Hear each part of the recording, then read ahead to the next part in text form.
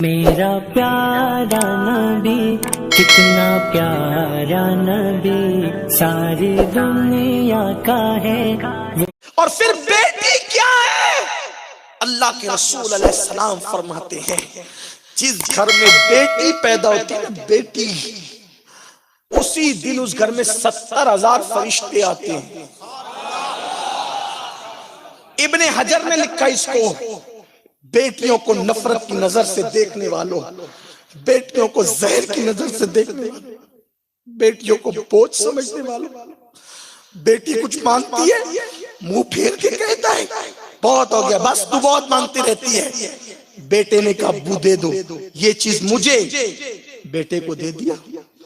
اور سوتیلا سلوک کرنے والے قاہر اور ظالم ماں باپوں،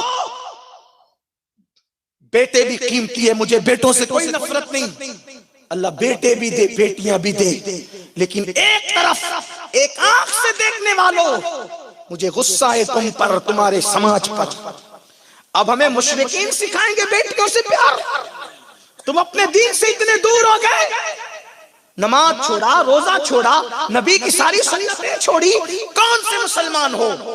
اب دوسرے آپ کو دین سکھانے لگے، دوسرے آپ کو مذہب سکھانے لگے.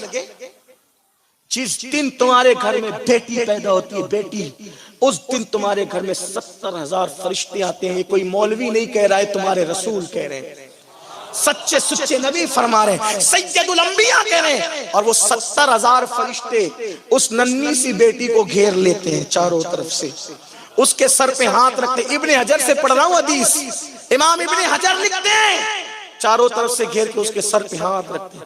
ہائے میرا گھر کس وقت اس وقت کیسا رشک جنت بنتا ہے، آپ کا گھر کیسے رشک جنت بنتا ہے جب بیٹی آتی ہے گھر میں. بیٹی آتی ہے، آپ کہتے جلدی سے بیٹی جائے، جلدی سے بیٹی جائے. بیٹی والوں دیکھو تمہارے گھر کی کیا کرامت ہوتی ہے. اس دن 70,000 فرشتے چاروں طرف سے گھیر کے اس بیٹی کے سر پہ ہاتھ رکھ کر کیا کہتے ہیں؟ اے کمزور جان سے پیدا ہونے والی کمزور جان. عورت کمزور جان ہے، اس سے پیدا یہی بچی ہوئی، وہ بھی کمزور جان ہے. اے کمزور جان سے پیدا ہونے والی کمزور جان مبارک ہو، جب تک تو اس گھر میں رہے گی ہم تیرے ساتھ اسی گھر میں رہیں گے. ایک بیٹی ہے 70,000 فرشتے، دو بیٹی ہے 1,40,000 فرشتے، تین بیٹیاں ہیں 2,10,000 فرشتے. آپ کو ضرورت ہے کسی کی تعویذ کی؟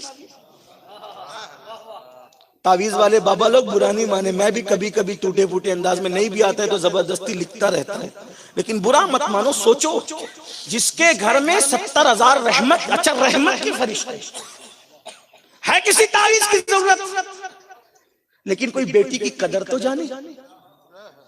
اللہ کے رسول علیہ السلام نے فرمایا جب تم سفر سے واپس آؤ اور کوئی گفٹ لاؤ اور دونوں دوڑ کر آئے، بیٹی بھی اور بیٹا بھی، بیٹا کہے مجھے ابو یہ دو، بیٹی کہے یہ دو، پہلے بیٹے کو مت دو، پہلے بیٹی کو.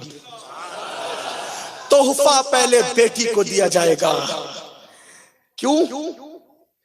بلکہ اگر بیٹا ایک ہی ہو بیٹیاں زیادہ ہو، اب جو زیادہ ہوتے ہیں اس کی اہمیت کم ہوتی ہے، فطرتاً ہے ایسا. بیٹا ایک بیٹی تین، اب سفر سے آؤ کس کو دو؟